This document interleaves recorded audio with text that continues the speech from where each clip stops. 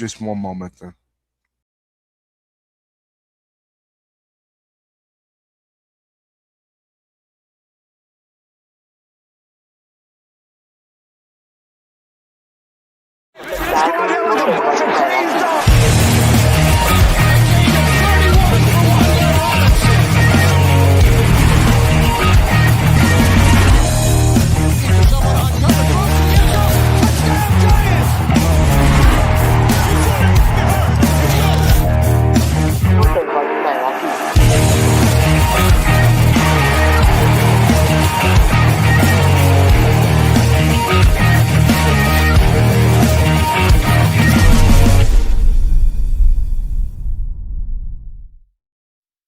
My camera. How about them Giants?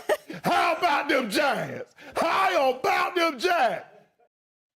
Woo! What's happening, people? Welcome to another episode of Giants Rush, where what do? Well, we talk about Giants football pretty much 50 weeks of the year, and it's 50 weeks that nobody's happy because the team continues to suck. Appreciate you guys piling in the room, checking us out. We're here every Monday at 7:30. Giants lose to the Commanders 29-21 at home in the very frosty conditions. I know Mr. Dunleavy, who's here, he said there was a lot of good seats available. So I told Ryan he can have mine. He can sit in mine and go sit out there with the little people where it's cold and snowy. Again, lackluster performance from the Giants. Not a great game plan from Kafka. Definitely looks like he's outkicked his coverage right now. I assume he'll be packing his bags real soon. Mark, I can't wait for this episode either because it's just another dang day where this team can't do anything right. They don't even have a punt return. They don't even have a punt returner. Joe Schoen's asleep at the wheel. I remember this when Jerry Reese was on his way out. Asleep at the wheel with roster management. I'm going to bring the guys in here. As I always like to say,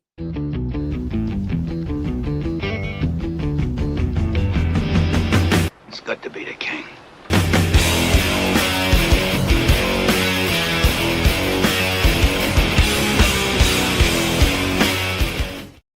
it's good to be the king, but it's even greater if the Giants win and I'm the king. So those two definitely have not seen the light of day in 12 years. I'm over it. You're over it. Dart goes 20 for 36 for 246, 2 touchdowns and an interception. We're going to talk about him. We're going to talk about the game plan, Wandale not getting enough catches, talk about the punt returner. They don't have a punt returner.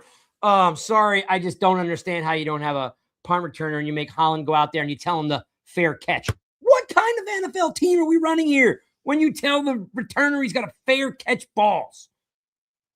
Beside that, I know that I'm going to bring in the guys. Christian, hit me, bring me in, Joker, please.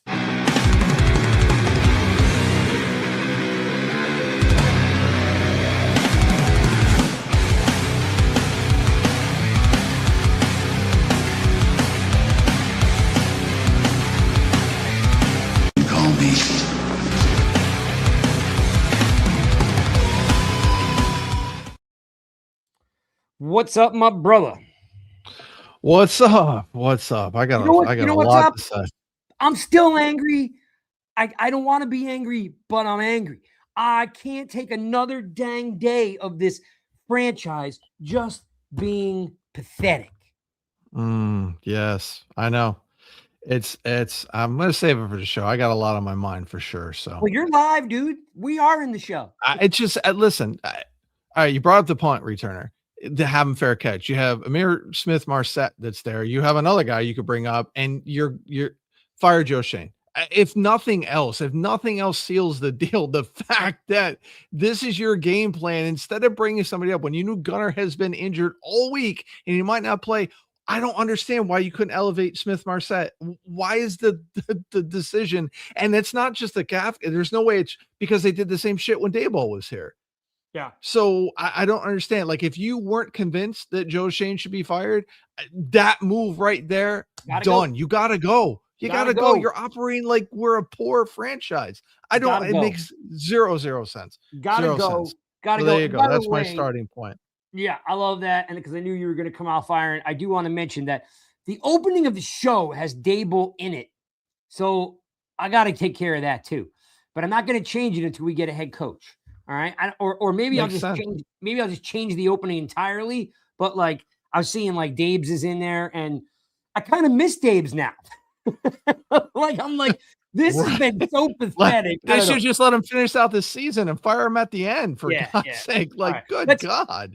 Let's bring in Cruz, because Cruz actually has his own opening now. So bring it. Where are you, brother?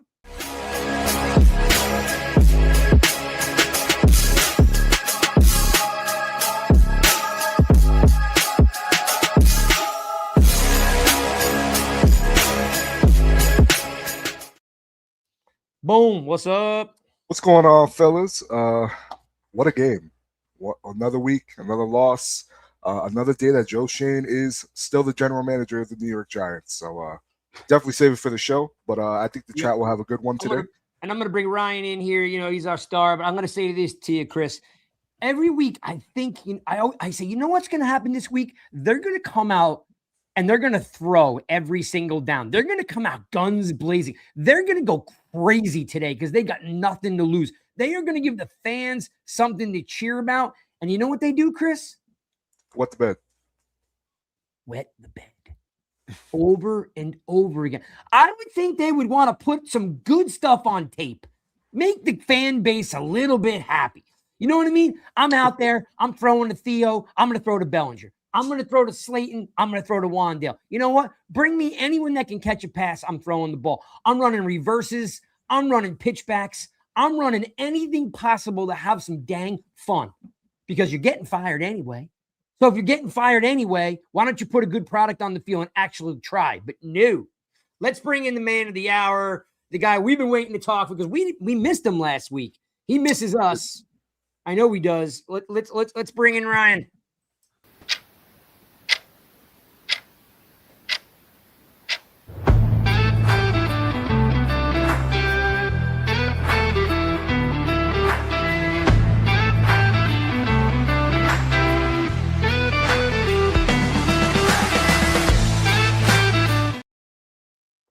Man, that music is so mellow and cool. Had to for Ryan, man. Had to get him right. Had to get him ready. What's up, Ryan? What's up? Yo, that music was so chill. I'm like, it almost lost my edge for a second. Right? Yeah, I'm swaying. I'm like, Right? Who knew Ryan had rhythm? Look at that. Yeah. Man. How are you, Mr. Dunleavy? I know last week you had a big Giants Jets event, if I remember correctly. How was that? It was good. No one wanted to do an interview. I talked to them off to the side, small talk, and then I got Darryl Strawberry and wrote a baseball story. So, nice. Man of many talents. Very nice. Very nice. Very cool. Very cool. Yep. I actually saw him a lot lately on some social media. So he seems like he's getting out there a bit. That's what I think the Giants and Jets are missing here is when you win in this town 30 years, 40 years later, they're still honoring you. I mean, Darryl Strawberry was played here in the 80s, and he's still getting honored in 2025. Who are they going to honor from the Giants and Jets in 2055? Like, who's going to be honored? None of these. That nobody come back. Yeah. Right. Yeah. Oh, Ryan, he did have that stint with the Yankees, though, in Yes, I want to say the late 90s. Yeah, the late 90s. He was on the late 90s. He's got a couple World Series for both New York teams. Yeah, right? Like 98, maybe 99. 96. He was on the 96 team. Okay, there you go. All right. Well, it's good to have you back. We are going to talk about the lackluster performance against the Commanders. We'll talk about the snow because you did mention there was a lot of good seats available, which, again, anytime you want to roll into my seats, I am normally there. And I do want to let you know that at 6:35, my alarm got up. I got dressed. I was getting in the car to go to the game.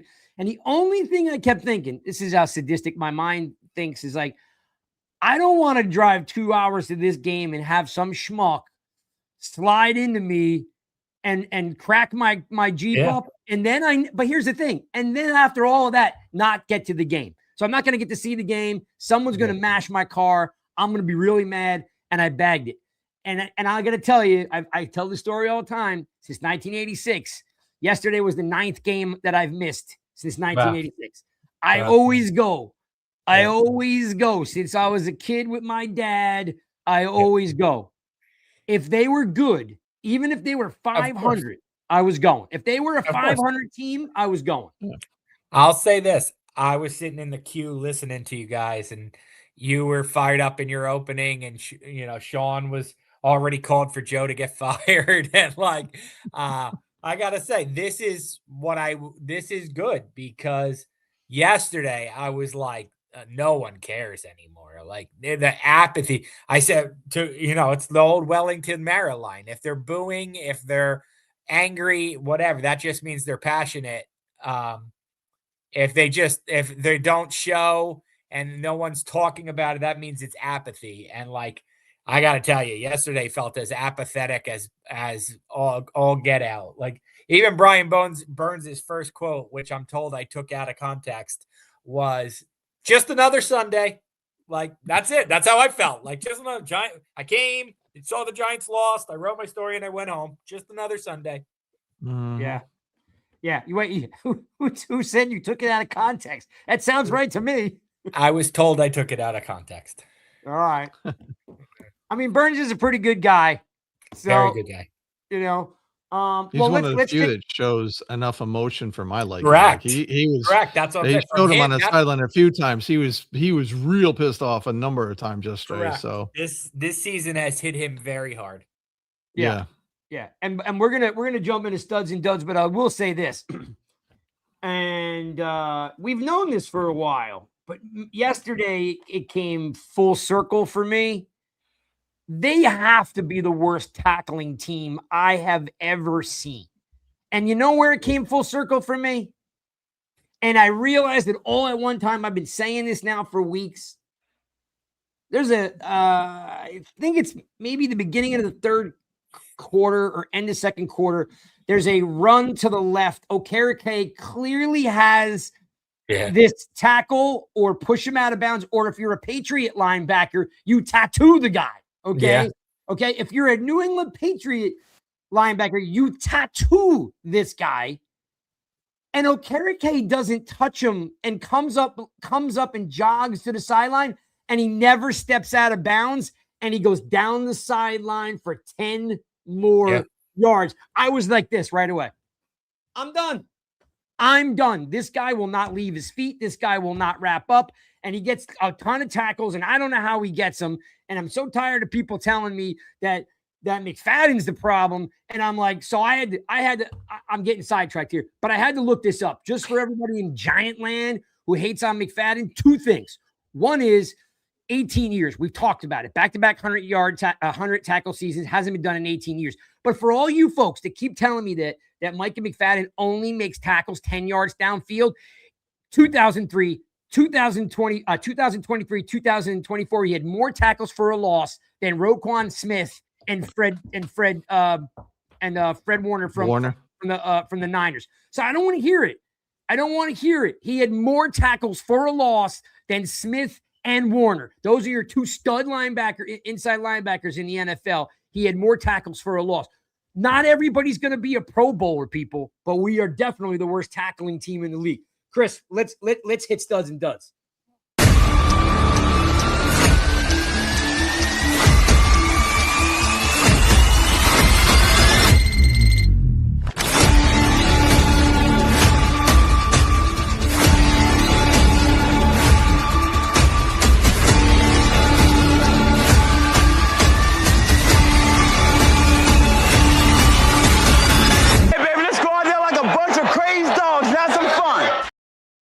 Boom, studs and duds. We always start the show with it. We have to find a stud. We clearly can find enough duds. Chris, I'm gonna start with you, brother. Give it to me. Who's your stud? And I know you don't got to go far because there's only maybe two possible. Yeah. I mean, I'm kind of glad I get to go first because it makes my job a lot easier. But it's obviously Abdul— I thought Abdul had easily his best game all year. I really do think that he showed up. He showed out, both obviously getting to the quarterback, but he also looked fairly good in the run game as well. To have the day that he had yesterday, to me, I I've been trying to remain fairly neutral on Abdul. Ride the highs, ride the lows. I don't want to get too high. I don't want to get too low on the kid. But this is why they drafted him third overall. I mean, he was a disruptor yesterday, despite a Giants loss. I thought that he really stood out, and I'm actually very intrigued to see how he plays down this stretch where you're contending for that first overall pick, potentially maybe going outside of the top three at worst. How is he going to look? Does he, take that challenge and try to put a couple games, ending a lackluster year and ending it on a high note? I understand that that's probably the easiest choice, leaving this game, but he's really what stood out to me the most. And I think he heard the noise. And, for 1 week, he quieted the noise. But like Dexter Lawrence said, this has to be consistent. That's what makes it great. And like I said, let's see how he looks down the stretch. I like it, man. I like it a lot. That probably would have been my choice. Sean, what do you got for me? I'm doubling down. I don't care. I'm the joke. I can do what I want, right? So yeah, it's Carter. 7 tackles, 1 sack, which was a strip sack, 3 tackles for a loss, 1 quarterback hit, 2 forced fumbles, one of which was the strip sack, and then the fumble recovered. Like, he was a menace all game, doing what he needed to do. Listen, he's been doing the pressures. He's been getting in the backfield a lot this season. He just finished this time. That's the only difference. This is the same Abdul Carter we've been seeing throughout the season, right? It's now the stats have backed it up. He's finished. He's learned how to play a little more under control. He's used how to utilize his speed. But again, everybody's going to make a big deal because of all the reports coming out. Again, it's the same thing he's been doing all year. He just has the stats for the stat readers, to back it up. But it was clear. I'm sure his pop's gotten, from what I read, his pop's gotten his ear a little bit too. And one thing about Carter that I've always known, from what I read, is, he's got a good family and support system around him, to keep him grounded. He's a young kid with a lot of money doing what young kids do, like Scadaboo's drinking energy drinks out of his cleats on Switch, right? Yeah. They're still knuckleheads at heart in a good way, but I'm sure his pops got in his ear and he didn't want to let his pops down. So yes, fan base, all that stuff. I'm glad that. I mean, he did. He had a good practice week. All the reports were out there, but I'm sure he's had good practices throughout the year too. It just now a bigger deal made at this point too, but it's good to see. And I'm sure some former players got in his ear as well. So, I mean, it's good. Again, as far as on the field and what we've seen in the games, you've been seeing this. He just hasn't finished. Yesterday, he finished. What do we got, Mr. Dunleavy? Well, I got a lot to say then, I guess. Yeah. So Carter stayed. So Charlie Bullen and Mike Kafka both said last week that he was coming earlier to the building, leaving later, and watching more film. I don't believe in coincidences. So to me, that game, like Sean said, like, he was around the ball. He just finished. Well, maybe that's why he finished. Maybe all the extra time, they were showing him stuff that Brian Burns was doing, and they're saying, look, do you remember going over this in a meeting? And he's like, no. They're like, no, because Brian Burns figured this out on his own on extra film time. And so I think that maybe that clicked. To Craig's point, I asked him about his dad. He said his dad's on him the hardest. So I think there was definitely a message from dad in there, like, hey, stop wasting your opportunity here. I think the Giants locker room sent a message to Abdul Carter yesterday when they were like, yeah, sure, that was a nice, I believe Dexter Lawrence called it a nice little game. And that was like, that was Dexter Lawrence, I think, saying like, hey man, I'm a 3-time Pro Bowler. I was one of the best players in the league last year. Like, one game doesn't get you there. Like, I've, me talking here, I've seen dominant games by players who names I've forgotten, so like, one game doesn't get you anywhere. Greatness is week after week after week, year after year after year. We spend time on this show. Giants fans spend it on Twitter crushing Dexter Lawrence.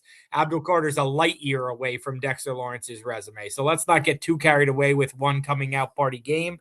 But yes, that was a great game. And hopefully for Giants fans and for Carter, he sees like, okay, the correlation between like I did extra and I had a great game. I now need to keep doing extra and not rest on laurels. So he's obviously the stud of the game. Okay. I'll give you two others. Craig, do you want to go first? And maybe I don't hit on both of mine. Well, I mean, mine will be simple because I'm really hard on this guy because I think he's a terrible blocker. But I like the fact that Theo Johnson pulled down, a bunch of yards yesterday on 3. I think if I'm not mistaken, he averaged like 25. Hang on. He had a 42-yard catch, 3 for 72. So. Yeah, I mean, you're averaging 25 yards a catch. Again, I think he's a terrible blocker, but his hands are still getting better. He's getting better. You know what I mean? I like where he's going. It's a little slow, but he was my stud from yesterday. Okay, now I'll give you two others. Tyrone Tracy scored 2 touchdowns, guys. Guys don't score 2 touchdowns very often for the Giants unless their name is like Malik Neighbors. So I believe that was Tyrone Tracy's first career multi-touchdown game. The route he sold on Hall of Fame linebacker Bobby Wagner, who's never been great in coverage, but still he sold him on going short, went deep, adjusted his body in flight to turn around, make the catch, and get his butt in bounce before he fell out of bounds. Really nice catch by Tracy, and the touchdown run was superb. You're always looking for our guys quitting, whatnot this time of year. No one can tell me Tyrone Tracy's quitting when he's ankle tackled at the 3-yard line, changes direction like there's a dog hanging on his ankle, and then fights his way across the goal line. Just a superb effort from Tyrone Tracy. And then I think overall he finished with 97 yards from scrimmage. Yeah. So just a really good game in a spot where I haven't really understood why he's splitting carries with Devin Singletary, who has no future here. I haven't really understood that, but it was good to see Tracy show some flashes of the promise he had last year. The cutback was to get in the end zone was great. Great cutback, which I know he's slashy, but you don't always see it when it counts. You got to see it in prime time there going in the end zone. A little bit controversial on this one. He might even be somebody's dud. Let me explain it. Dane Belton. I know he gave up the touchdown to Terry McLaurin and got put into a laundry spin cycle. Here's what I like about Dane Belton. He has as many negative plays as pretty much anybody else on the team does. But he actually does something else called making positive plays, where his ledger doesn't just read negative. There are so many guys on this team, I don't need to single them out, who the only time you notice them is when they do something bad. And it's like Dane Belton gave up the touchdown, which everybody on this team does. And Dane Belton actually comes back and makes a positive play to balance out. He had 2 forced fumbles for a guy who rarely plays. His ball hawking, or his nose for the ball, since day one he showed up here. I believe in his first game he had a fumble or a forced fumble on special teams, like as a rookie. He's got in his career 4 forced fumbles, 4 fumble recoveries, 4 sacks, 8 TFLs, and 5 interceptions. So just for comparison's sake, fellas, let's just for comparison's sake. One of the things when Javon Holland signed here was that he had in the same amount of years, 4 years with the Dolphins. One of the selling points for Javon Holland was that he had in his Dolphins career 5 sacks, 5 forced fumbles, 4 fumble recoveries, and 5 interceptions. So 5-5-4. And he got a $45 million contract. Dane Belton playing a fraction of those snaps. There's games he plays 10 snaps or fewer. Has 5 interceptions, 4 forced fumbles, 4 fumble recoveries, and 4 sacks. So he could be a 5-5-5 guy too by the end of this year. And he ain't getting anywhere near a $45 million contract. So I just think that, yes, he made a mistake, but he's a high efficiency player. His playmaking per snap, to me, is something that I would like to have on the field a little bit more often, and I'll live with some of the bad. You know, I And he almost shouldn't have feel, been in a position in the first place to have to cover Terry McLaurin one-on-one. Sorry. So I'm not faulting him for that. That must be Shane Bowen's fault, right? yeah. Well, listen, They are running his it's system. Bowen, Okay. he's under the year, and Bolin does the same thing. So, like, I'm just saying. Yeah, I'm gonna spend the next 3 weeks, guys. You might, if you want to have me on, I'm gonna spend the next 3 weeks reminding you that I kept telling you it's not gonna get better just because he's gone. Like it's just not. It's not gonna get. Everybody wanted their pound of flesh. It's not gonna. It doesn't get better. It didn't get better when Daboll got fired. It didn't get better when Gettleman got fired, and it didn't get better when Bowen got fired. So, No, I yeah, can't stand that's looking fine at by me. Bowen. I don't care. Yeah, it doesn't matter to me if it got better. But he was more aggressive. He is blitzing more, which I know a lot of the fan base is happy about. But I got to tell you it's something about just bad. Belton. I almost think like Belton's a little miscast actually because he plays. I know he's not big as like a box safety would be, but he plays the run really well. You could see he tackles on special teams. Like we should move him to linebacker. Well, he's too small for a linebacker, but I mean, Okay. Nubin should move to. Nubin should move. Nubin. Yeah. Nubin should move to linebacker. Yeah. Because I'm just saying, like, Belton doesn't miss a lot of tackles. He plays in the box well. He comes up. Like he said, he's got a bunch of sacks and stuff, tackles for loss. He's a little miscast. You know what I mean? Because you think he's this ball hawk from Iowa, and it's not really his MO at the pro level. I like it, though. I like it. You came up with 3. All right. Well, let's hit the duds. Christian, what do you got for me on the dud? I mean, you could probably pick anybody. Yeah, I mean, there's so many people you could pick, to be a dud. For me, it's Darius Slayton. I don't know what is going on with Darius Slayton. I don't know what it's going to take for things to turn around for Darius Slayton. I think it's easily one of his worst years, if not his worst year. Definitely his worst year. But it's frustrating just time and time again with the drops. One of the drops that he had this past game reminded me of a drop that he had against the New Orleans Saints. Yes. It's egregious at this point. And obviously not everything falls on Darius Slayton when we talk about this culture of losing, but boy, does he play a part in it. And I just, for the life of me, cannot understand. Don't be nice. Don't be nice. He does. It's huge. He's momentum killer. He's a momentum killer with his drops. He is a momentum killer. He's a momentum killer. He absolutely is a big reason for it. He definitely plays a big part. He plays a big part in that losing culture, but I just don't understand the side of the fan base that can watch. And obviously, Jaxson Dart's getting it done with what he has. But how can you watch this offense and say, yeah, we're comfortable rolling out next year? Malik Neighbors coming off the injury he just came off of, and Darius Slayton as your wide receiver too. You can't do that. No, you can't do it. Don't say it out loud. That cannot. Don't say what out loud.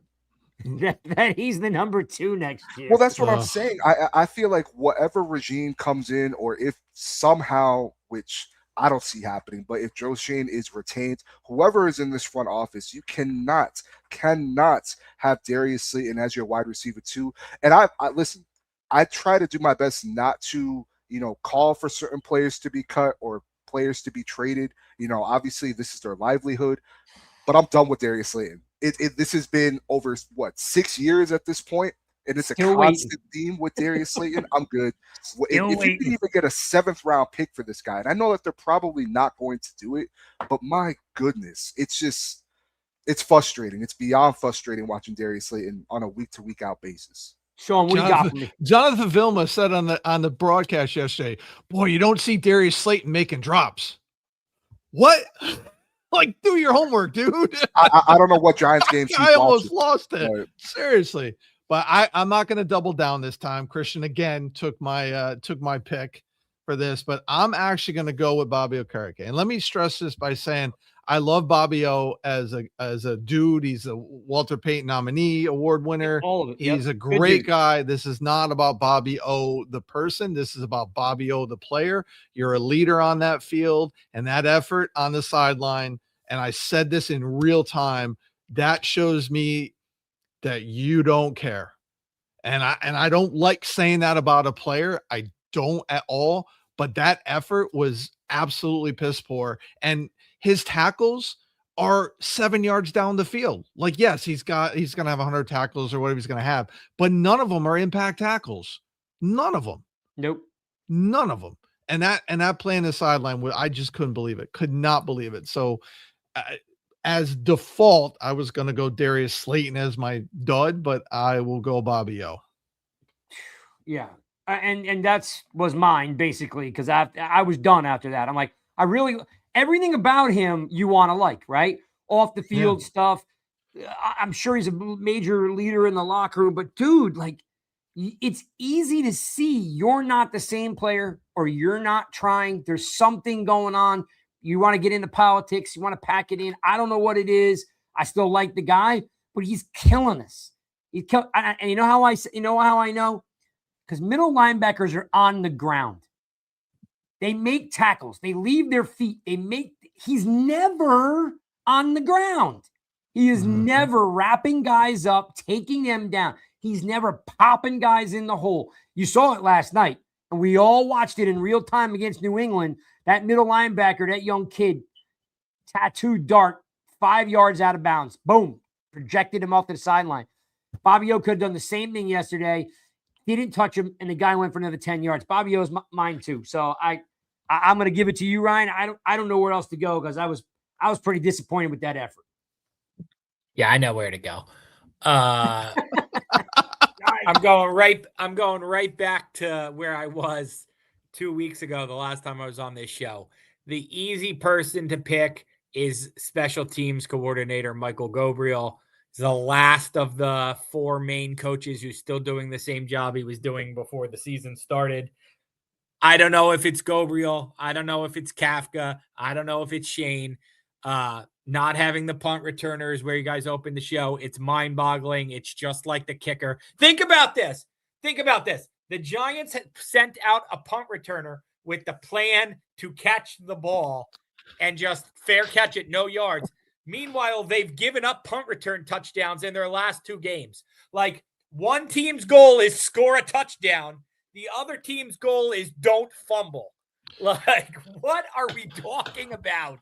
How big a disparity is that? Why even have Xavier Gipson and Amir Smith-Marset? Why even have them? Why even have a practice squad? And then Younghoe Koo is out there missing 50-yard field goals by a quarter mile, like that landed on exit 15. Like, what are we talking about here? They can't get the kicker situation right. Now they can't get the returner situation right. Like, it's just so elementary to manage a roster, and I don't understand it. And like Younghoe Koo, credit to Dan Duggan from The Athletic, who was, tracks the field goals in the pregame like it's his passing grade depends on it to get his degree. He mentioned in the pregame that Koo was struggling into that direction. So if Duggan noticed it, then Gabriel better have noticed it. Then Kafka better have noticed it. I told Koo, I said, it looked like you were struggling that direction pregame. He said, yeah, we had some conversations about it. So then why are you sending him out there to try 50-yard field goals? One of them was the first play of the fourth quarter. They could have called a timeout or manage the clock differently at the end of the third quarter so that they could kick it in the other direction. But no, they let the clock run out so that he had to kick it in the direction that he can't kick. I don't understand. The special teams, whether it's Gabriel or the players or Shane or Kafka or Dable, I'm done with the special teams. Oh. That's a fair assessment. A beyond fair assessment. And the funny thing is, outside the kicker, which I don't know if we put on Gabriel, the special teams has not been an issue this year when tackling or giving up long returns. They've actually been pretty good. And the last two games, they went to shit. So I know some changes have been made with practice schedule. Maybe they're spending less time on special teams. There's things going on. So, that's a good one, Ryan. That's a good one. It's just the last thing that needed to go. Like, this is just another clear evidence that you need a clean sweep. Sweep. Yeah. But a big old broom. All right. Let's talk about this, Ryan. We're going to segue out because this one's we have some fun, Ryan, sometimes about conspiracies. Mm-hmm. But this one's just looming over, the Giants in a significant way. And I put this little logo up here, Dart in the tent.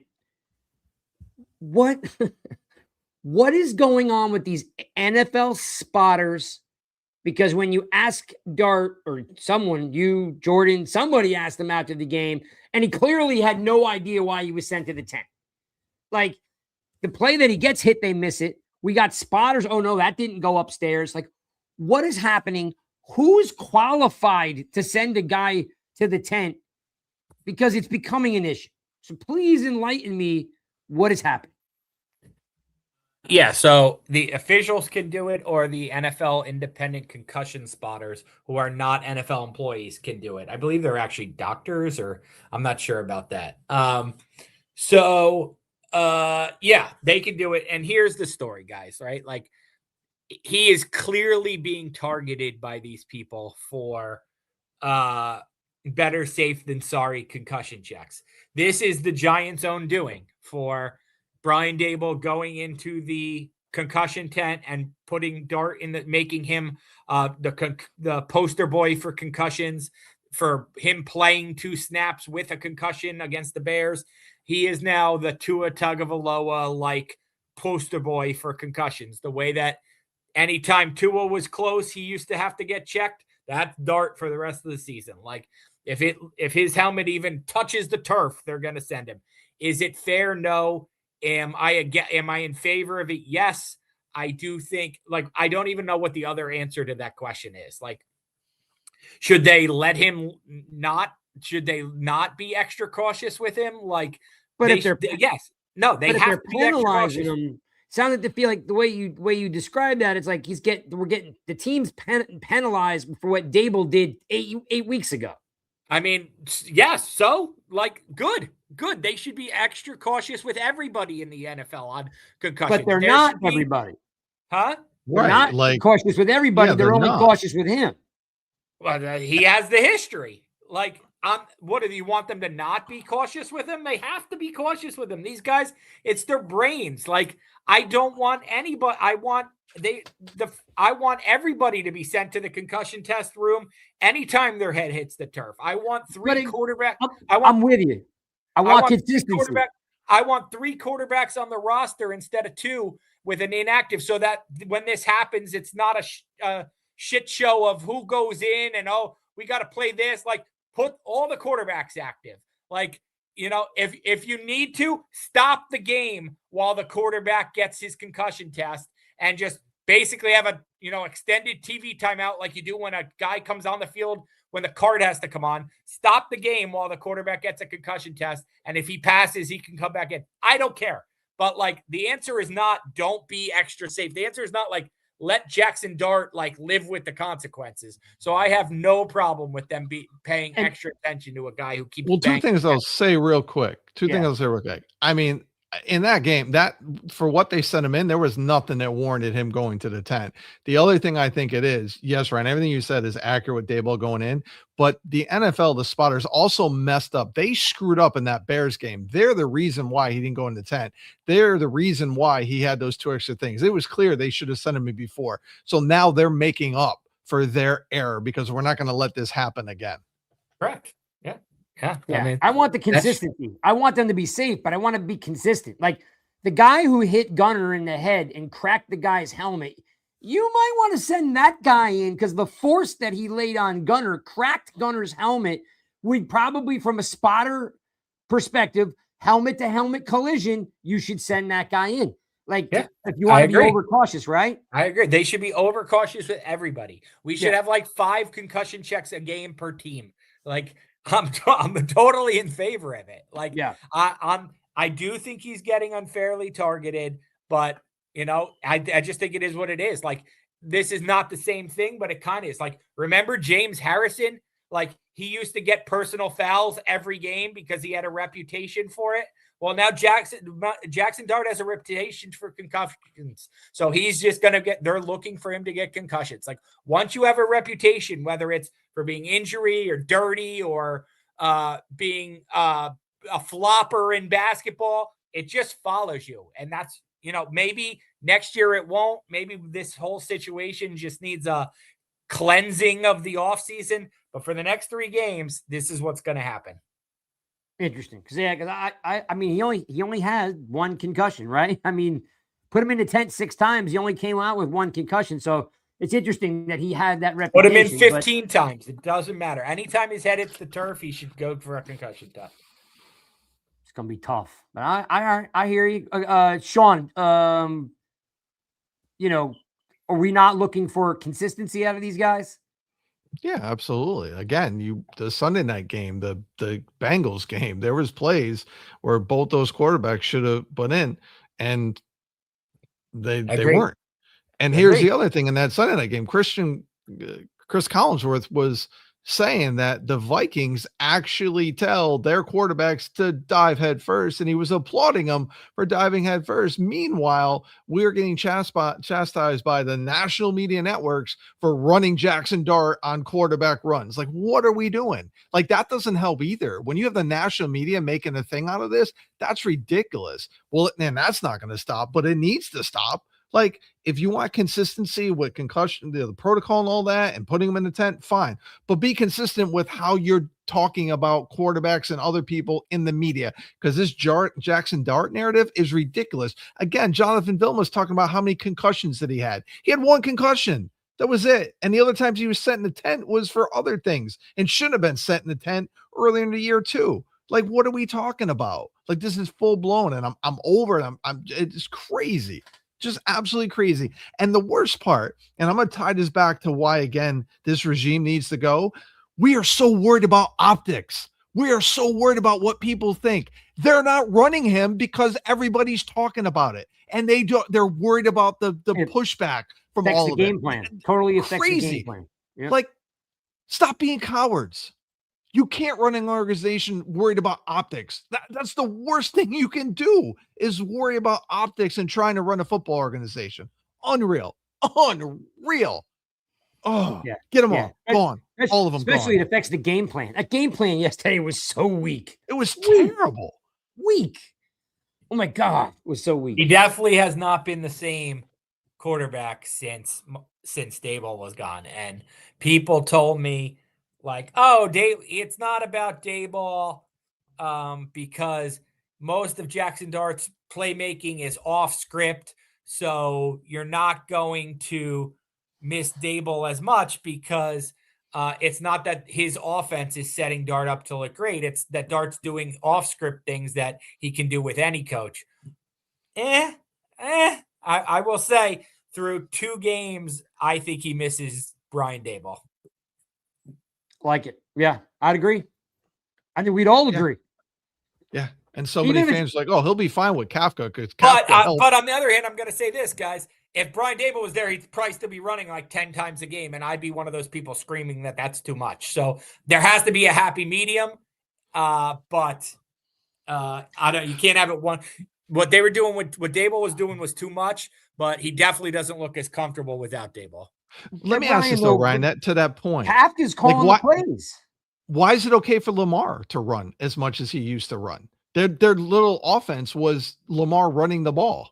Like, I don't understand. Why is it a problem with Dart? And this is not my ire. Because Lamar was smarter about the tackles he took. I mean, Daniel Jones did the stuff that Dart does. Like, he did the stuff that Dart does. We were having the same conversations about Daniel for years, that he wasn't protecting himself. When I watch Lamar Jackson, and I obviously don't watch him as much as I watch the Giants guys, but I watch him plenty on national TV. He protects himself much better than these 2 guys on the Giants have. Much better. Well, he's way better at it now, without a doubt. Yes. Much better. He's much better at it. And he runs less now than he used to. Yeah. And Jane Daniels is running a lot. And I don't hear the pushback on that either.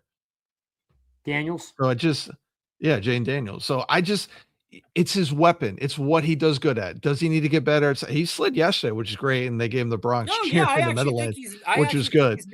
He's making progress. Yeah. You just can't take that away from him. Like that's what makes him good. It sets up everything else that he does. I was going to say, Sean, that yes, he was running a lot when Daboll was here, but Kafka was calling the plays. Well, but Dayball was saying, run him again. So Yeah, possibly. It's just Yeah. fine. All right, let's shift into like the defense real fast. Ryan, where are they? What is going on? Like, is it just, I know, like, they're just, I hate seeing guys give up. I mean, it's sad to see. There's some guys, like you said, like Belton and a couple of these guys trying to make plays, no doubt. But like, is it because Dexter's like not the same? Like, what happened? How did this fall off a cliff so much? I mean, it's where was the peak of the cliff, Craig? Like where, like you said, it fell off a cliff. I feel like it's been in a valley. Like, Yeah. Fair enough. Yeah. Look, it just hasn't been good all year. I think Dexter's a huge part of it. He hasn't been the same player. Not having Kayvon here for the last 4 games has made it worse. Or 5 games. I've told you guys time and again, Kayvon's one of the few guys I don't measure by stats. I think he does a lot on the field as a complete player that doesn't get enough credit for. The secondary, I wrote 2 or 3 preseason stories. I had huge expectations for this secondary. Joe Shane made a comment in like April about like how he was up at night because he couldn't sleep about the fact that Debo, Holland, Phillips, Newbin, Banks. And no, not Banks. Those 4 guys, I think just those 4 guys were all going to be free agents at the same time. And like he was already stressing about it. Right now, it's like, see ya. Yeah. You can't get out of here fast enough. So he thought that was going to be a good problem to have. I'm incredibly disappointed with the secondary. I thought that they had built a really good secondary. They don't get their hands on the ball. They just don't make any game-changing plays. They get beat in coverage when it matters. Holland on that 3rd down play late in the game on the crosser. I think it was by a tight end I never even heard of. Yeah. They don't make enough plays in the secondary. I think that's a big part of it. The back end, that's where the money and the resources are, and they're not doing it. And then, like you've been harping on for weeks, the middle linebackers are just they probably have one of the 3 or 4 worst inside linebacker groups in the NFL. So it's just all around. It's the Brian Burns show, and maybe now the Abdul Carter appetizer show, but really there's a lot of big names and a lot of small performances. This is what I don't understand. For the last 2 years, this is another problem with the defense, and it's Bowen, it's Mullen. Dexter Lawrence is almost unstoppable at nose tackle, and they're lining him up not at nose tackle the majority of the time. It blows my mind. I'm sitting there watching the game and seeing what they're lining him up, and I don't understand it. Like, it's clear, it's evident how good he is at nose. No center can block him. That is so evident. I don't understand the philosophy of this defense, no matter who's running it. This is a philosophical thing. It's almost like, hey, we got Dexter, but we're not going to use him to his strength because we got somebody else that can do this. Like, it's mind-blowing to me. Absolutely mind-blowing. And I don't know if that's Andre Patterson who is doing that. I don't know if that's Bolin, which started from Bowen, so he's just keeping the same philosophy. Like, you would think if I'm a new DC, I'm going to come in and be like, hey, you know what? I know Dexter's a dominant nose tackle in this league. I'm going to put him at nose the majority of the time. And they're not doing it. I don't understand it. And that is frustrating to all end. So that's a huge problem with our defense. Yeah. I'm going to guess it has something to do with personnel. I don't know the answer to that. I'm going to guess it has something to do with personnel and Dexter being a little versatile and trying to get, a greater sum of the parts by letting lesser players play to their strengths. But it has obviously robbed your best player of some of his strength. And I think that by trying to get the most out of everyone, they've gotten the least out of their best player. Chris, did you see Hard Knocks? I did. What did you think? Come on, man. We all thought the same thing. Exactly. Yeah, essentially what Ryan said. Phony. It's funny because watching that episode where Kafka's dropping all these F-bombs kind of reminded me of like when I first learned, the F word, and I wanted to say it in every other sentence and try different ways to use it. And what kills me That's is like, great. and I went back like twice and I rewinded it, looking at Dexter Lawrence's face, like while all of this is saying this, and it's like, I appreciate the fire, from Mike Kafka. Stop it. I'm gonna be Stop honest it. with you. Don't be nice right now. Come on. Stop being No, that's nice. what- Stop this being nice. You don't appreciate that. Stop it. No, you don't. Stop I it. appreciate him trying, is what I'm trying to say. It wouldn't hype me up. It wouldn't do nothing to me. So what is it going to do to these guys in the locker room who look like, all right, let's get this over with. Like I got another meeting to get to. Like, so it's Talk about trying too hard.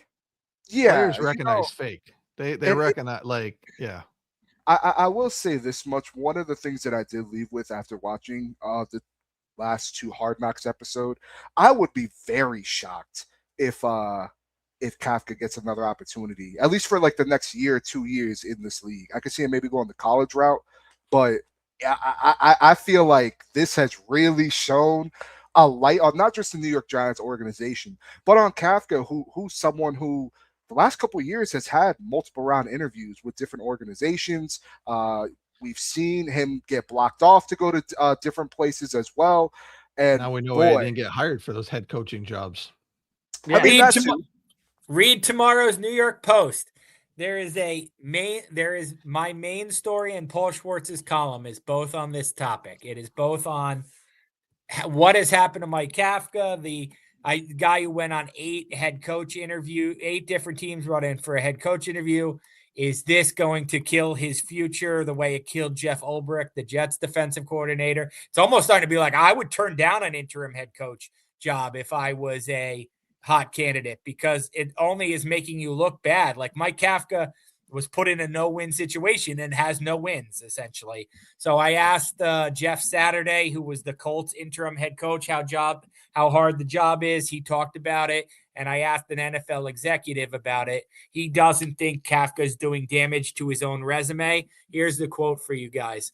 People understand that he has dealt with chaos there the last couple years.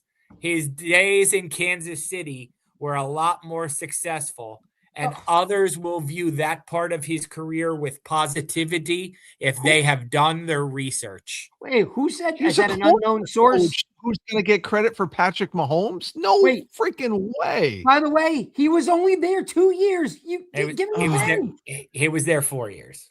But wait, he was there 4 total years. It wasn't he quality control or something like that before too? Yeah, he was there. He was there for actually 17, but 18, not as 19. a coach.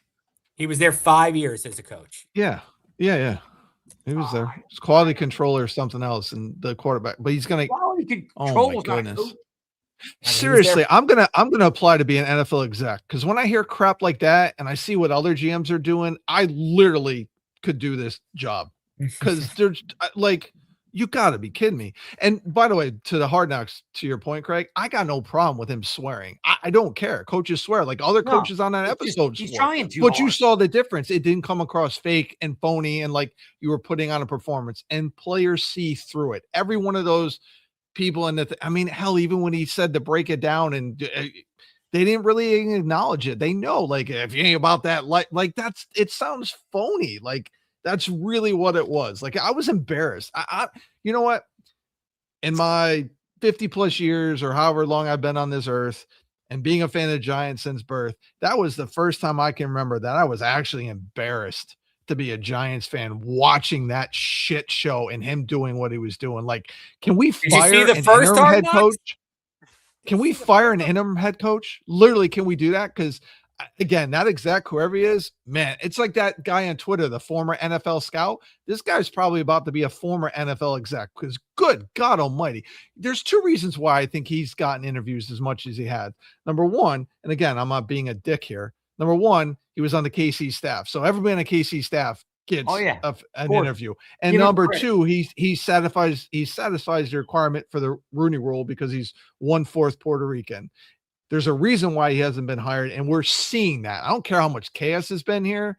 It doesn't matter. His decision making, he has a chance to set his field goal kicker up who knows struggles in that direction, and he runs the ball on 3rd and 20 instead of a screen or anything. He talks about being aggressive. He's yet to be aggressive since he's taken over as interim head coach. Like, you have hold on. 3 weeks ago, we were killing him for being too aggressive against the Lions. Like, you can't have that both ways.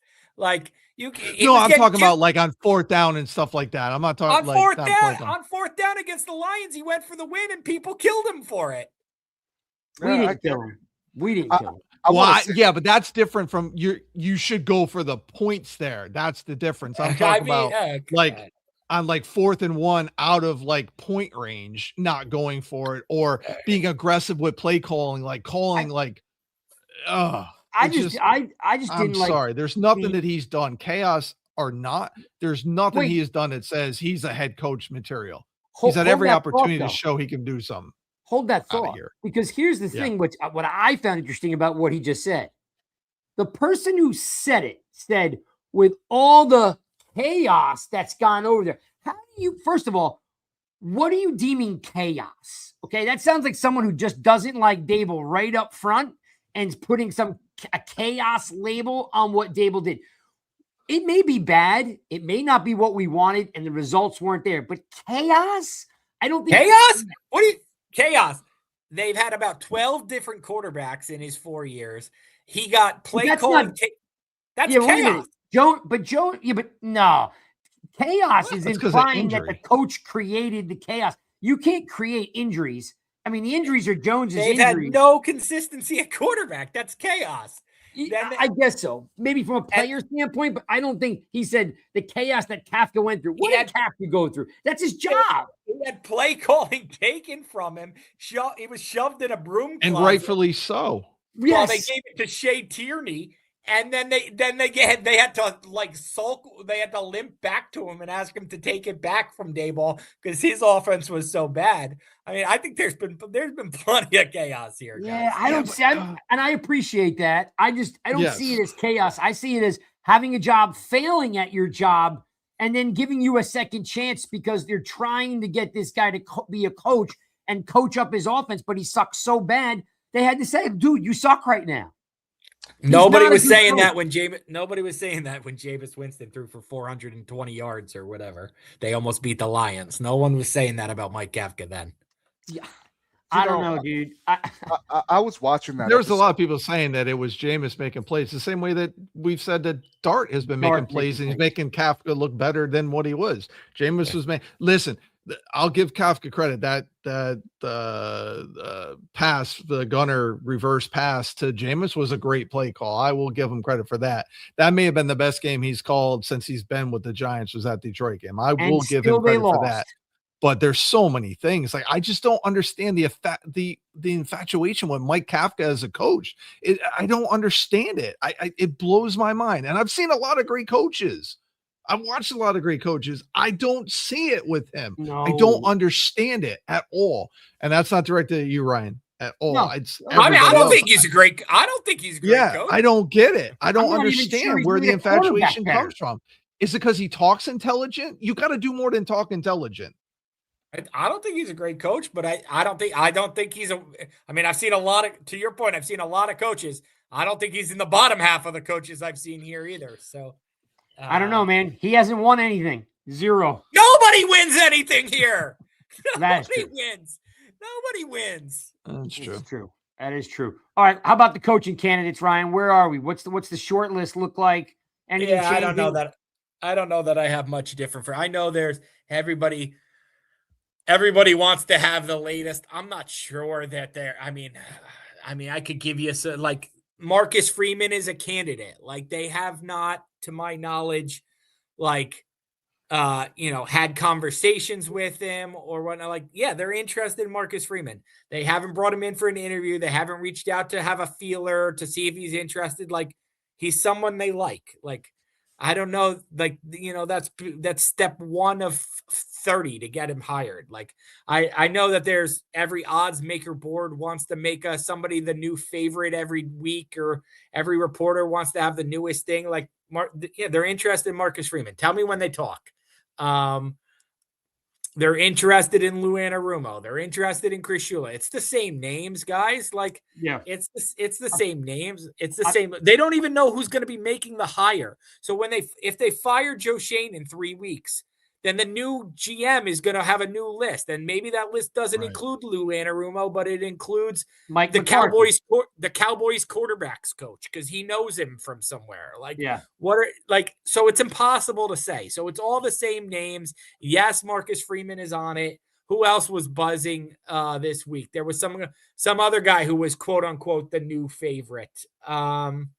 Halfley was the new favorite this Oh, week. Halfley was the new favorite. He's on it. I'm telling you, he's on it. I told you the week they played the Packers, he's on it. He's on it. Like, Ryan, the week. So you were off last week with us, and I was telling everybody here on the pod that, as you would say, source told me happened to be in around certain type of people, and the consensus was that the Giants were going to lean heavily on a experienced head coach and experienced GM because Mr. Merritt is quite sick, and they don't want any additional pressure put on the upper management on having to hold anybody's hand or massaging a new head coach. That they need some stability as they work through Mr. Mara's unfortunate illness.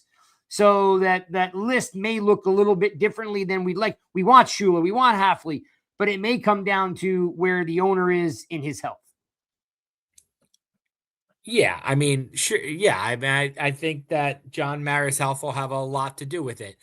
I don't think John Mara is going to hire somebody not capable of doing the job just because he's sick. I don't think that. So do I think they're going to hire a insert guy? I'm trying to think of somebody who do I think they're going to hire Doug Peterson because he's done the job before?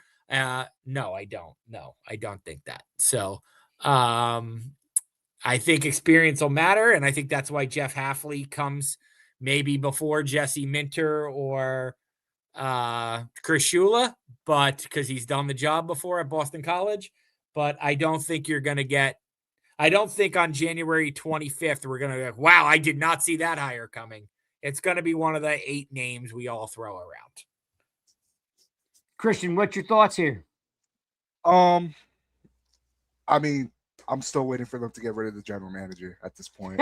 Yeah, that's the number one thing that has to be decided. Right. All right. What are they doing with him? If that's the case, then Sean, if the Giants tank here, can't beat the Raiders, they go out with with the first pick. Are they trading that first pick? Yeah. Yeah. If they get the first pick, they'll trade it. Yeah. Christian, are they trading the first pick? I think it would be malpractice if they didn't. But if you have that first pick, I mean, I think it would be wise to trade, whether it's with a team like the Jets or depending on where the Raiders fall, or if they still stick at 2, because I believe they have number 2 right now. I don't think that you could sit there at 1 obviously it's going to depend on if a team wants to trade up, right? But somebody else trade up. Yeah, I can't see a world where they stick at 1 and pick a player, whether it's the wide receiver route or Arvell Reeves or Caleb Downs. I don't see them sticking at 1. So absolutely, I do see them trading down, and they should trade down if they have that first overall pick. They're not in the market for a quarterback. Let another team that is collect those assets, put more bodies on this team that help you get an advantage in this division. I think that'd be the smart move. You agree with that, Ryan? If they have the number 1 pick, they'll trade it. The problem is if they have the number 2 pick,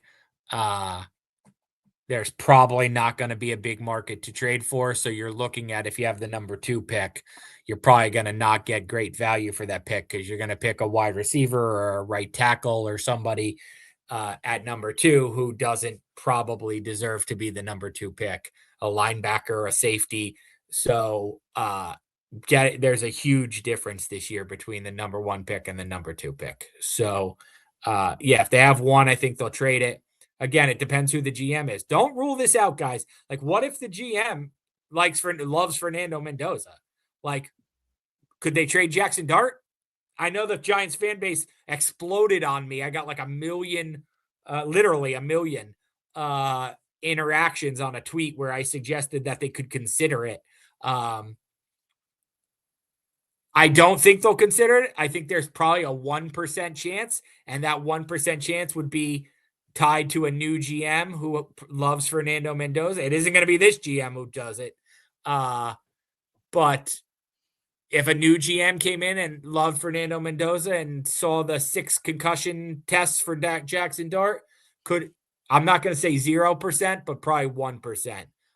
That if they had the 1%, they had the number 1 pick, they'd do the Josh Rosen thing. 1%. But I get it. Every Giants fan doesn't want to hear that because Jaxson Dart's the only reason they care about this team. You mentioned in that that riff, I think you went wide receiver, then you went right tackle, linebacker, safety. So right tackle is Illuminor. Do you think that there's not going to get a deal done there? Is that why you threw that in there? I think Jermaine Illuminor is going to take the most money that somebody offers him, as a lot of players do and should. And so if the Giants make him his biggest offer, I think he'll be back. And if somebody beats that offer by a little bit, I think he'll go there. So. And you don't think Bo would step into that spot? Oh God. I guess it's possible, but I feel like the Giants do that a lot where they like overvalue their player and like, oh, we got this guy. And then that's how you end up spinning your wheels in August looking for help. I would not hand Marcus Bo a starting job. I would make Marcus Bo compete for a starting job. And heck, it might be at right guard. Like, are you bringing Greg Van? Are you going to bring Van Roten back? I might save right guard for Marcus Bo and sign a right tackle. Yeah. The only reason Van Roten's coming back is because he can snap. He's your also backup center. Yeah. So. All right. And he doesn't want to. This line is really good. Huh? This whole line's really good this year. Yeah, I wouldn't break it up. If I was the Giants, I wouldn't break it up. Yeah. This is what they've been looking for 10 years. Yeah. It's a line where the sum is greater than the individual parts. Yep. Yeah, there are some good pieces here. Yeah. Christian, is there not good pieces here? We got good pieces. No, I think so. I think, obviously outside of Andrew Thomas, we'll see what happens with Runyon. I think JMS is taking a couple steps forward in his game. So I think it'll be interesting to see, does a new regime bring in a replacement for JMS? Do they value JMS and, try to see his production improve? Do they slide Bo as their right guard? Me personally, just due to the fact that we've seen this New York Giants team not have a right tackle in quite some time, I would just give Jermaine Illuminor what he's asking for. That's just me personally. I would do my best to make sure that we retain our good players, considering the fact that we've had this conversation quite a few times. There's not that many players that are current Giants free agents that are worthy of a second contract to return to this team. However, Jermaine Illuminor is one that does deserve a contract. And you have Jaxson Dart right now on a rookie contract. So I think you should take advantage of that. Christian, a couple things. One, I don't know if I agree with that. Illuminor, Robinson, and Flott are 3 pretty decent free agents that are going to get paid somewhere. Oh, for sure. I mean, that's a lot from my experience with the Giants. 3 players worthy of re-signing is a lot for the Giants, especially when you're going to try to sign other teams' free agents to get better, and you have to sign 3 of your better starters. That I actually think that's a bit of a pickle for the Giants. And good pickle though. I don't know. I don't know if I agree with that. I think it's a bad pickle. They have to re-sign 3 of their better players and get better. Like that you're talking about a big spending spree 1 year after spending the 3rd most in the NFL in free agency and not getting much for it. So yeah, I don't know. Yeah, I don't know. What else did you say besides Illuminor? There was something else I wanted to comment on. You riffed out and you went in order. You went right tackle. No, Christian. What else did Christian say besides Illuminor?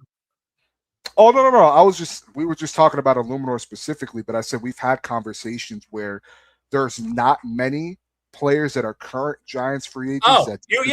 Giants players leave here and get better all the time. So Absolutely. like that would be a concern. That would be a concern of mine too, is like how come everybody who leaves here gets better? So like, oh, and you were saying you'd offer him what he wants. This was the thing that popped in my head. That's not Joe Schoen. Like Joe Schoen is a hard line drawer. Like he might not be the one here, but if he's here, he is a hard line drawer. That's why Julian Love's not here, and that's why Saquon Barkley's not here, and that's why Xavier McKinney. That was more on McKinney than on the Giants. I'm not going to blame the Giants for that. McKinney wanted to test the market and see how much he could get. So like Love and Saquon wanted to come back, and they drew a hard line that was not feasible. Bradbury, if you want to go all the way back that far, that's why he's not here. So he is a hard line drawer. So I don't see him doing that for Jermaine Illuminor. I'm going to push back on Julian Love, though, because Julian Love, they made him an offer. He wanted to get more money. And then when he came back around, the money went somewhere else. So I'm not putting Love on them either. Okay. Well, the money had gone somewhere else, not as good. And he actually would have taken a little less, and it was significantly less. We were talking about like, get creative. Be Howie Roseman. Like, well, I mean, he turned it down initially. That's money. You want to come back? I'll find you more money. Yes. That right there. Clip that up, Chris, and put every week, put 15 weeks of me saying that up against that clip right there. I've been saying it for 2 years that man knows how to get it done. He don't care about tomorrow. He don't care about next year. He's going to win right now. And Howie Roseman can $10 do million anything. I don't know what the number was. Like your $10 million that we offered you in November is gone. We gave it to somebody else, but if I do this and this and this and this, I'll get you 9 instead of 7. So do you still want to stay? Like sold. Howie Roseman does it with every player on his roster. Right when you think they're done, you're like, he could do no more, and he signs somebody else. It's incredible. Joe Schoen, fire Joe Schoen. Joe, you got to go. All right. Mr. Dunleavy, I know you don't want to hang out with us. We will see you next week. Maybe we'll talk about a win. Nah. Maybe after. Now we'll talk about the number 1 pick though, and I'm taking names for the Giants Raiders game.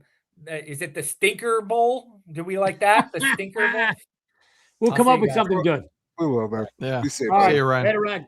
All right, let's do one last drive. Let's get some questions. If you have a question, drop it in there now. Let's rock with that, Chris.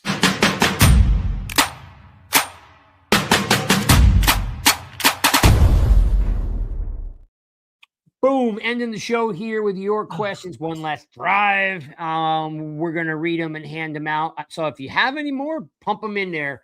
And you know what, guys? Ryan's always, good insight. And, it's been a pleasure to have him all year. Always really appreciate his insight. All right, what do we got, Chris? All right, this is from Humble Them All 80. He says, how does this general manager mismanage this roster? What am I missing? Go ahead, Sean. You can take that.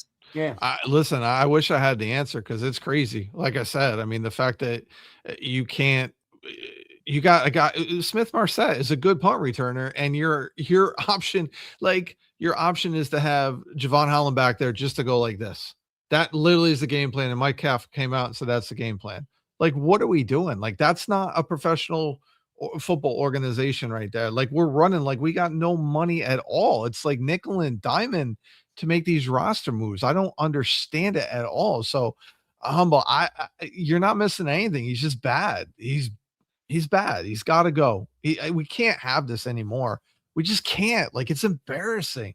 It really is embarrassing. And it is, because the thing that you're not missing anything, Humble, because it's not just the kicker or the kick returner. I mean, you lost Malik Neighbors. They didn't fill in that gap anywhere there. Tracy got hurt with a hip. They didn't fill that gap in anywhere. Banks basically has been ostracized to Antarctica. They didn't fill anything in there. They don't try. Shane doesn't try to do anything. I mean, like, and I'm not saying you're going to go out there and sign Patrick Peterson. I'm saying that, like, you're going to at least bring in someone to compete. Instead, you just keep, like, letting guys play when they're clearly, not capable. And how do I know that? Corey Black, 7th round pick gets cut, goes to the Jets. He's on the practice squad. We need a corner. We don't go for the 8 guys that are unsigned that have NFL experience. We take him off the Jets practice squad and start him. Like, the mismanagement of the roster is beyond repair. I honestly, like, I'm wondering, like, Joe knows he's getting fired and he's just sitting back counting his money. I don't know what it is. I've tried to defend him because I like the fact that he's brought in some good talent from a draft perspective, but his free agents are terrible. His roster management is terrible. So no, you're not missing anything. And it's him. Whether it's ego, stubbornness, or he's in over his head, or all of the 3. Yeah, and it's funny. Yesterday I was on a podcast talking about the Giants loss, and we were talking about Joe Shane's quote where he says, he won't make the same mistake twice. And I said, you know what? He wasn't lying when he said that, because he'll make it 3, 6 and 7 4, 5, 6, 7 times. Like, and some of them are going to be the same mistake, So it's like Sean was saying, it's embarrassing. It's very frustrating because we can look at just this year alone, not looking back at the last couple of years, but just this year alone, how many times Joe Shane and this front office have mismanaged this roster, whether it's punt return, whether it's the quarterback position, whether it's wide receivers, where you're bringing in Isaiah Hodgins late in the season when he shouldn't have been off of this roster, knowing that you're not sold on Jalen Hyatt. So, Chris, you bring him in, he does well. And because he does well, what do? 1 catch for 4 yards yesterday. 1 catch for 4 yards. The guy came right in and made an impact. His first week here, he got a uniform on Tuesday. He was on the field on Sunday, and he had himself 4 or 5 catches. And he was quote unquote good enough that he gets a lot of snaps. The guy had 1 catch for 4 yards. What does that tell you? They're just, from front to back, the game plan, the coaching, strength and conditioning, right onto the general manager is a clown show. What other questions we got? He has no one left to blame. So some of them were directed specifically to Ryan. And obviously Ryan's not here anymore. Oh, dang. Oh yeah, no. He's chilling backstage. So I'll go to this one here. Mark the Blue Giant says, who should the Giants take in the first? Chris, you take it. Yeah, I'll gladly take it. So if they do retain the first overall pick, that'll be their first time since 1965. If they trade down, I think regardless they trade down. But for me personally, I watch this offense and I say to myself, they're probably not going to bring back Wandale, especially considering what Ryan was saying earlier. You have Jermaine, Cordell Flott. We're not talking about Micah McFadden, who's deserving of a contract. How are they going to retain these guys? And you can't roll out of there with Darius Slayton as your wide receiver too. You just can't. So for me personally, Mark, I'm looking at Carnell Tate. I'm looking at Jordan Tyson, although I do prefer Carnell Tate a little bit more. I just feel like, one, it'll help out this offense a lot. It'll help out Jaxson Dart. But I also think it'll help out guys like Malik Neighbors, who are coming off of a serious injury. You don't need to shove him right in the lineup, having him be that dominant guy that we know him to be coming off of an injury. This will help alleviate some of that pressure. It'll also help out, again, his development, is Jaxson Dart. So me personally, I'm leading in that direction, but I wouldn't be upset if they go the defensive route either. So what else we got? Yeah. Let's see here. Oh, I'll give this right to you, Craig. Great. Real Cole G says, how is a 2-win team not chaotic? I was defining chaotic as, I think, different than Ryan was defining chaotic. Like, I thought Dable had, wins or losses.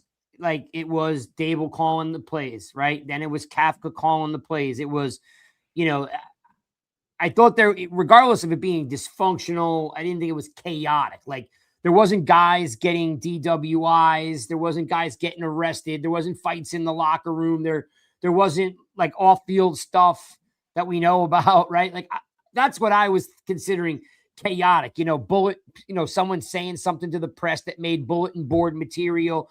And then the next day someone had to apologize for for a comment. Like, that's what I was considering chaotic.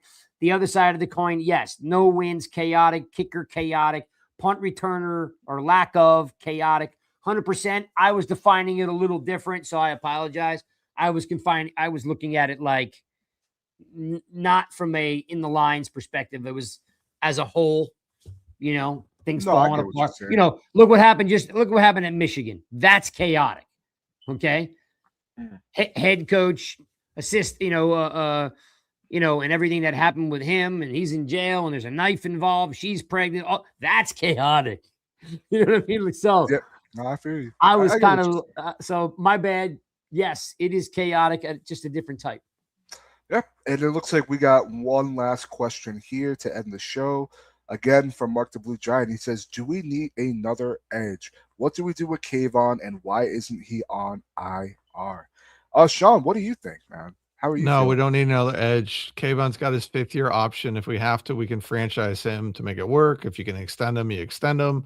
I don't know why he's not on IR unless they thought they had a shot to come back. But, hindsight is 2020. Now that he's missed 4 games, he could have went on IR, but we're thinking he was going to come back. So it's hard to criticize him for that move. But no, in my opinion, we do not need another edge. You have Kayvon, Burns, and Carter. You should be good in that situation. We do need linebacker for sure. We do need a wide receiver for sure. You need, here's the other thing that I wanted to say, going back to the chaotic comment real quick. Man, I used to think it was all right, the roster and the chaos was caused by I think a lot of it is coming from Shane, but it's also whatever chaos is coming from our damn ownership. That's chaotic. When you have our owner coming out and saying that basically we should have fired Shane Bowen, and then you put your coach in that spot, and so he gets stubborn with it. When you come out and say that our head coach should probably not be calling the plays, that caused chaos with the play calling again.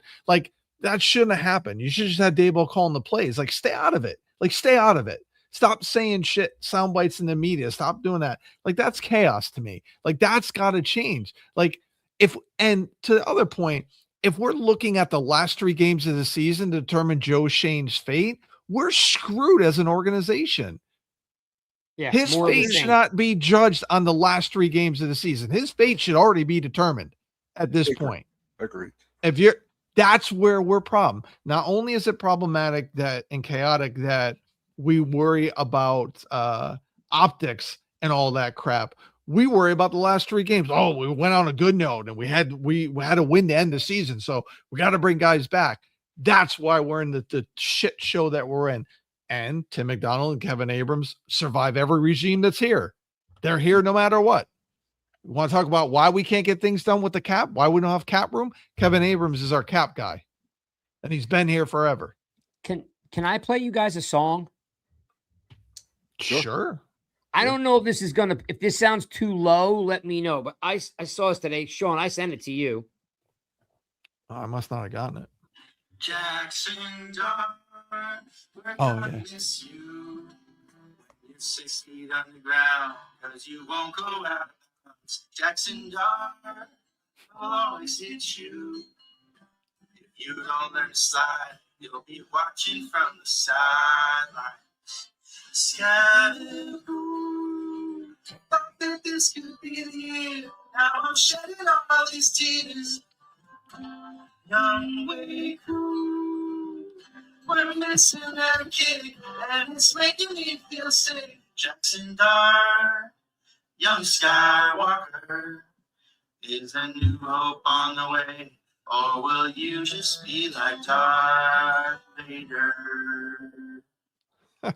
Nice. Nice. Very, very nice. Since we're in one last drive, I got a question for each of you guys. Sure. Right?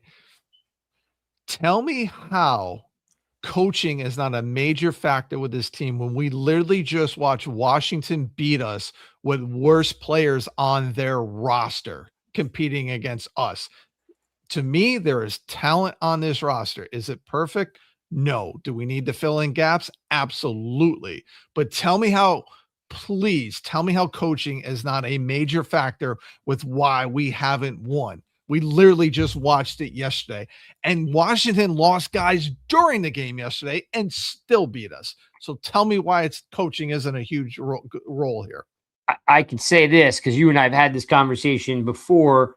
I know you're not a big fan. I know you're not a hater, but you're not a big fan. I'm a big fan of this guy because Dan Quinn has been a motivator every single place he's been. He created the Legion of Boom. Those guys loved him.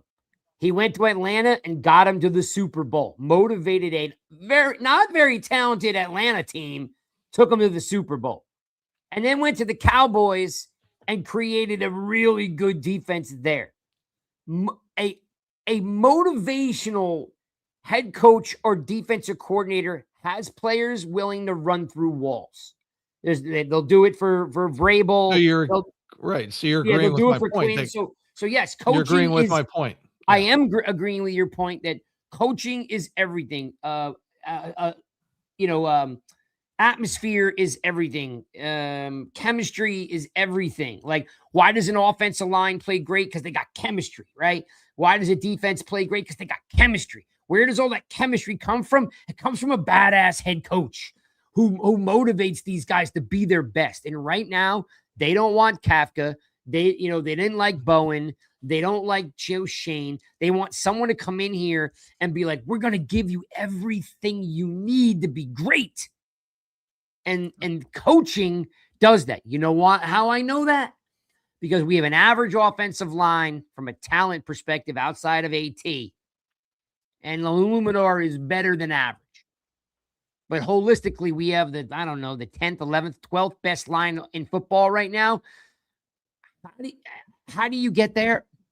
Something Brasillo does works because coaching does matter for most positions anyway. I don't know as much about wide receivers. Happen to be one, slow slot receiver. Coaching, not overly, but your more physical positions, linebacker, D line, offensive line, right? Your quarterback. I think coaching matters. Yeah. I think two things could be true. I think there is talent on this roster and there's talent missing from this roster.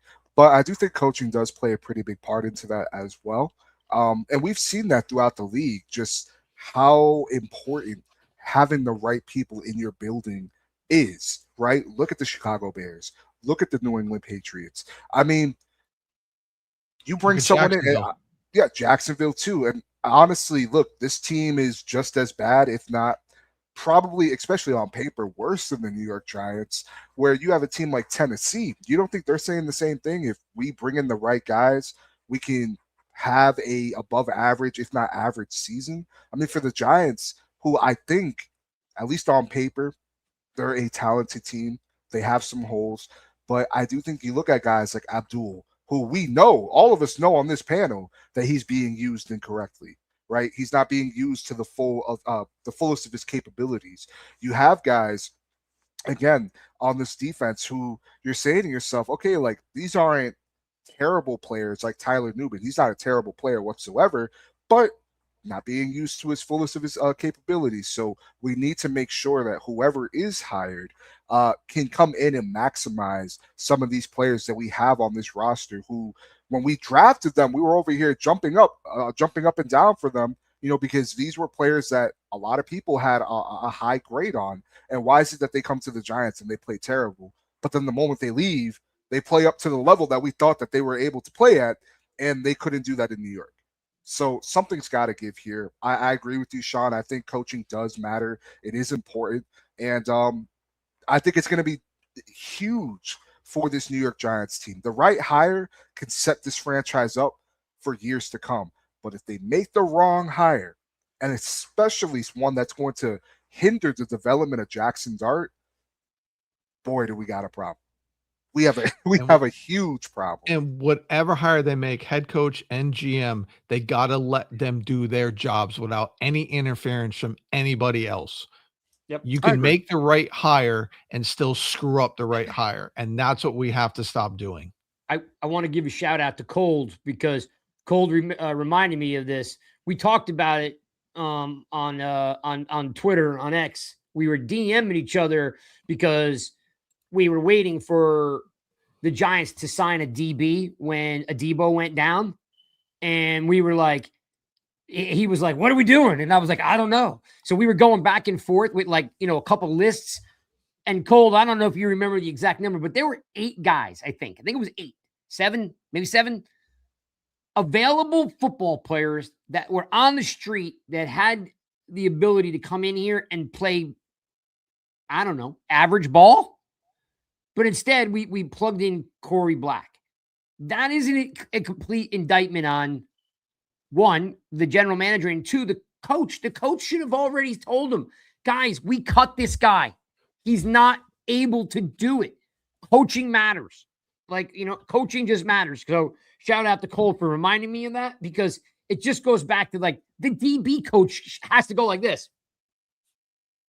This guy can't compete on the NFL level. Nice guy, special teams player, cool. He cannot start for the New York Giants at corner, and that's what they did. So, because it's a mess. Our GM always feels that like we got to have guys that understand our playbook and everything else. You can't just sign anybody, and it's just so infuriating. And I'm not judging anybody on this defense because we have not a good coaching staff. So I'm not saying anybody. I'm not going to say Holland's bad. I'm not going to say Adebo's bad, because at one point they were playing well and then it all went to crap. And we're not utilizing, as Christian said before, like Adebo is known for being a press man corner. We don't play him in press man. Yeah. Like our secondary, our corners are not bad. Adebo and Flott have played well this year. It's our back end that has been bad. Yeah. And so again, I am not accurately or fairly judging our defense until we get a legit defensive coordinator in here. Yeah. Well, I can judge the fact that we have no outside of Banks. Dexter Lawrence needs to get the elbow fixed, right? Have the surgery, get that fixed, and we need to get help up there. And we need linebackers, whether you like McFadden or not. I started the show off with McFadden, just reminding everyone that like Bobby O gets cut, McFadden comes in, gets the dot, moves over in his place, and then we draft in the 3rd round a sideline to sideline, linebacker, because we're not getting Leo Chenal from Kansas City. He's going to cost too much money. Don't get me wrong, he is a better. They're not going to sign a big check for Leo Chenal out of Kansas City. I don't think he's going to be going anywhere. But McFadden needs to get paid. You move the cat over. And again, I'll remind you people again, because man, I heard it all day again. Like, just people need to look at facts. The team needs to keep whoever the linebackers are clean. If you don't have a good defensive front, your linebackers look really bad. All right. I'm not sticking up for Okereke. I'm just saying that, we thought it was going to be Golston, or we thought it was going to be, Harris. We thought Robertson Harris. Yeah, we thought all these guys were going to contribute, and they're not good enough. You need someone stout. I don't know why Alexander didn't pop. It's scheme. It's scheme. So it's got to be coaching. It's got to be scheme. I'm not asking McFadden to be a Pro Bowler. I'm asking him to do what he does. Okay. I'm asking for 100 tackles, wear the dot, slide over, do your thing, draft a linebacker. But you know what? You still got to keep them clean, people. If there's people around their feet or their guards at the second level, your linebackers can't play and scrape. I got 2 things, because here's what I'm tired of. So no, I'm gonna give 2 names of linebackers to keep an eye out that I want the Giants to get. Jacob Rodriguez out of Texas Tech, Anthony Hill Jr. out of Texas. 2 guys that can do exactly what need to be done that we need for our middle linebackers. And secondly, I watched what game was it yesterday? I watched that Broncos game yesterday, and their linebackers would go and blow up a blocker and still make a tackle, which is not what our guys do. They just take on blockers. Yep. By the way, our linebackers, it's ridiculous what they do. I literally watched the guy blow up a blocker and blow up in the blocker in a smart way where he could still make a tackle. We're not teaching our linebackers to do that. We're not having our scheme wise. We're not having our linebackers do that. They are just playing whatever their responsibility is. They're not being football players. Were you talking about the Broncos linebacker, the white dude with the long hair? Yes. Okay. You know what? I could be wrong, but if I'm not mistaken, that dude was either like a 5th or 6th round pick or an undrafted free agent. He's got a really good story. I always remembered about that guy because he's got the long hair. And I kind of remember looking him up, and he's got a good story. Like, again, like low round pick or even a UDFA, got hurt a lot and then, caught rhythm. So yeah, Sean Payton again, right? What are we going back to? Coaching, Sean Payton. Coaching. Absolutely. Coaching. Scheme and coaching. Yeah. So, all right. Well, look, we will see you guys next week. Ryan will be back. And I know you guys don't want to hear it. I'd like to see a win. It's really sucky when they lose all the time. Like, just want to be in a good mood for one day. just one day. I want to be in a good mood.